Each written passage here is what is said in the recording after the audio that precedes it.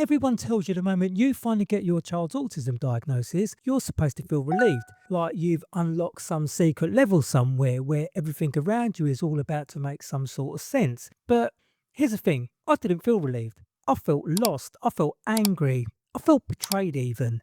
If this was a video game, I hadn't unlocked a secret level. I'd accidentally triggered expert mode without being given any instructions. But my brain, which seems to think it's some sort of productivity guru, just went, all right, new direction, massive unfixable project, let's go.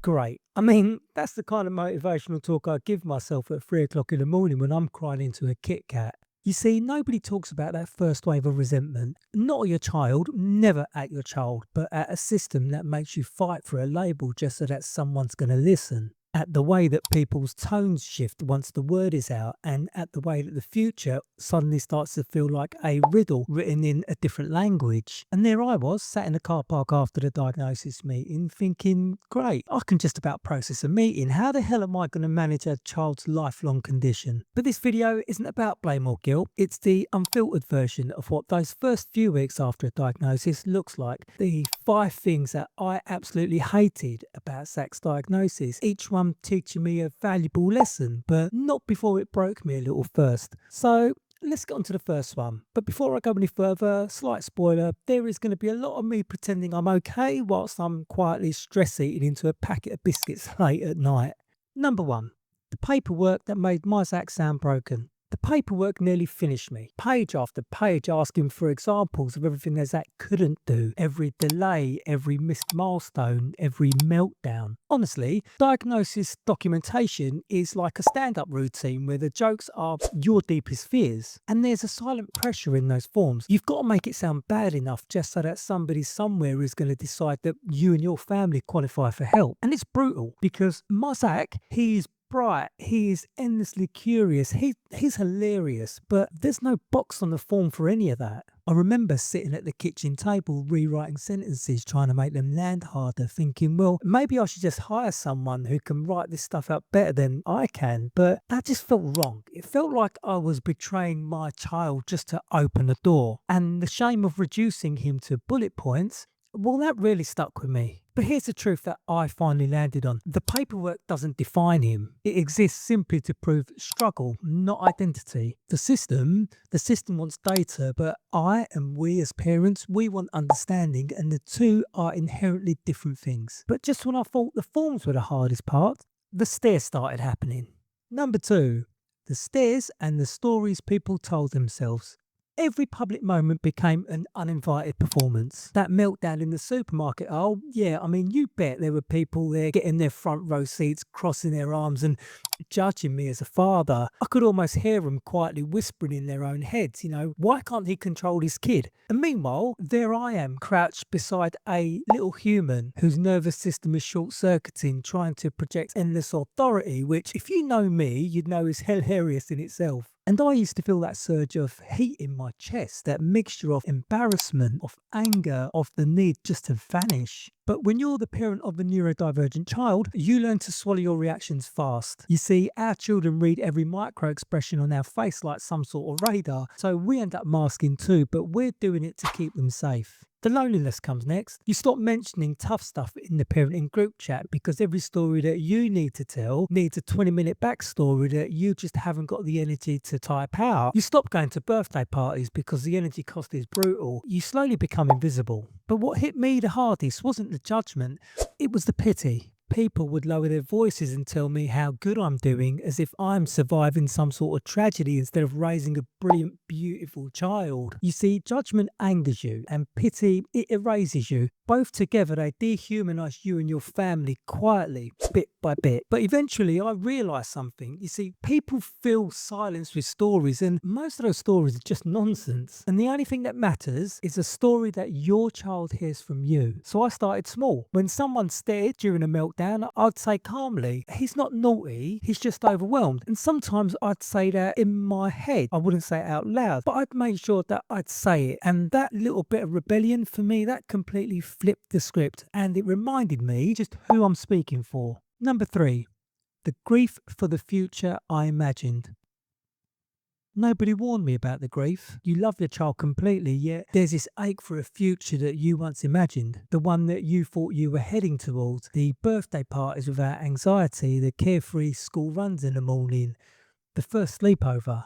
It's not about wanting a different child. It's about letting go of the stories that you told yourself in your head before you knew any different. And that's where the guilt sneaks in, because how dare you grieve your child when they are there right in front of you, beautiful and whole? It feels like betrayal to feel sadness in the same breath as joy. But that's part of it. You see, us as humans, we grieve when reality shifts, even when the new reality still holds joy. And for dads, I think it cuts a certain way. You see, we're wired or we're conditioned to fix and to plan and to protect. But when the path that you thought you were paving suddenly dissolves beneath you, you start questioning your worth. I remember spending months thinking, well, what is my worth now? If I can't fix this, then what am I here for? Well, it turns out that my worth is a professional Google researcher and emotional sponge. And the bonus part of both of those things is I don't need a hammer. What I eventually understood was I hadn't lost a dream, I'd lost uncertainty. All those tiny future pictures that I built were based on predictability, not connection. And once predictability goes,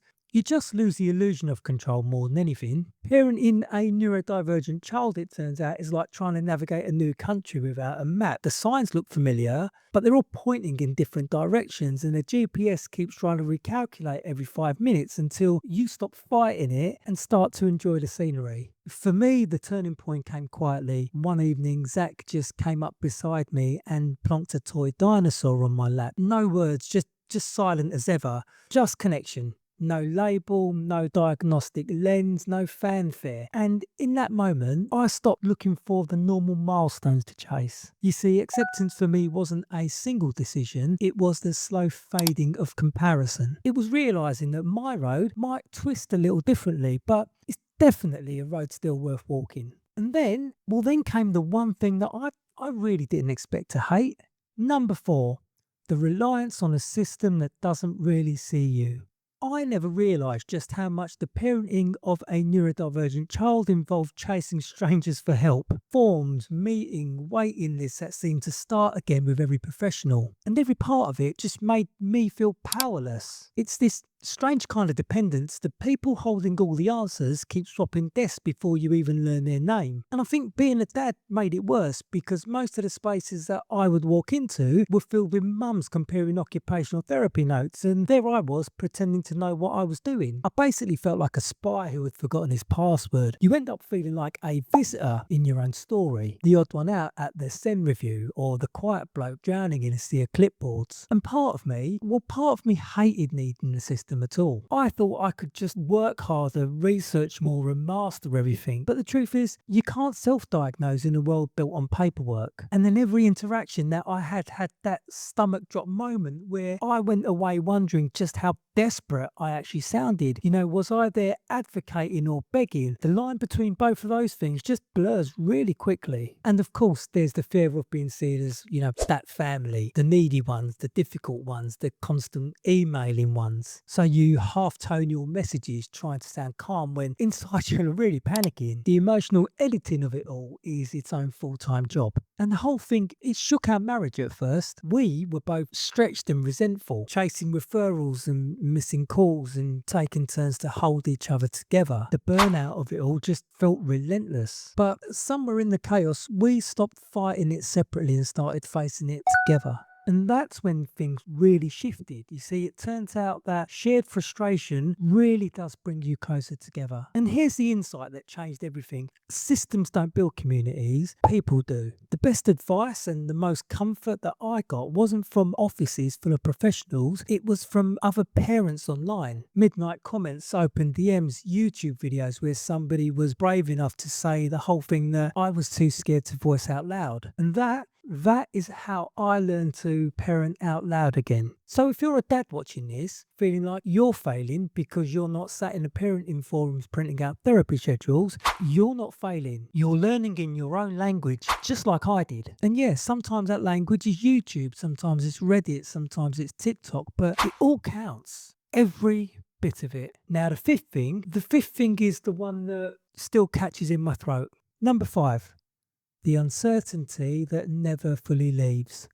You see, Even after the diagnosis sinks in, the uncertainty never fully leaves. Every new stage you go through just rewrites the rules. Just when you crack the code for nursery, there's school. And then after school, there's puberty. After puberty, there's adulthood. And every time you find yourself back at square one, Googling things that you never thought existed. And at first, it exhausted me, the feeling that I would never arrive at confidence, the thought that I would just keep circling this little bit of understanding forever. But somewhere along the way, that became the rhythm of our life, remapping, adapting and learning. It stopped feeling like failure and started to feel like growth on hard mode. I used to think that success meant stability, that calm, consistent version of parenting that you see all over Instagram. But now success to me looks like small wins. It looks like a meltdown that lasts 5 minutes instead of 20. It looks like eye contact over breakfast. It looks like a shared joke. Those tiny things, they fill my cup more than any normal milestone ever could. And eventually I discovered something. Adaptation became our superpower as a family. Every uncertainty we had taught us to read the room faster. It taught us to regulate sooner. It taught us to forgive quicker. Our family learned to bend without breaking. You see, it turns out that the real goal was never to remove uncertainty. It was to trust ourselves to handle it, to know that whatever curveball shows up, we'll learn from it. And that is the quiet confidence that no diagnosis report can ever give you. And that brings me to the heart of it all. I used to see diagnosis as the end of everything, the day that the old dream died quietly. But now I see it as our instruction manual. It's badly formatted, it's got coffee stains on it, and there's been too many people having a hand in writing it out. But it's ours. And it doesn't tell me how to fix my Zach, it teaches me how to see him. Every page, every stage brings me a deeper understanding of who he is and who I need to be alongside him. And the journey isn't quick or clean or easy. It's paperwork and stress, grief, it's waiting lines all mixed together in this exhausting, beautiful version of unconditional love. And if you're in that raw space right now, maybe fresh off your own diagnosis meeting, which felt so intense that you can still feel the glare of the hospital lights in your eyes, just breathe. You're not broken for feeling lost. You're just rewriting the map. So tell me one thing that you struggled with after your child's diagnosis, especially the thing that nobody prepared you for. Drop it in the comments and let's build something raw and honest here. We don't do perfection here. We do survival. Welcome to the Chaos Club, where loving your kid means learning the rules and then rewriting them together. Thank you very much for watching. I'll see you again soon. Cheers.